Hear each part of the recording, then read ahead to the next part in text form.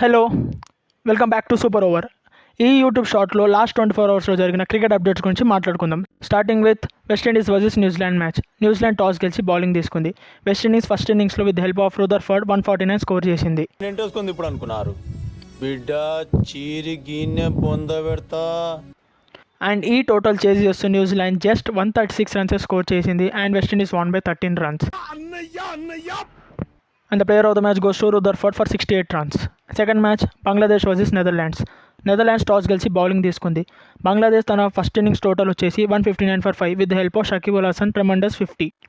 Second ఇన్నింగ్స్లో ఈ టోటల్ని చేజ్ చేస్తూ నెదర్లాండ్స్ జస్ట్ 134 రన్స్కే ప్యాకప్ అయింది.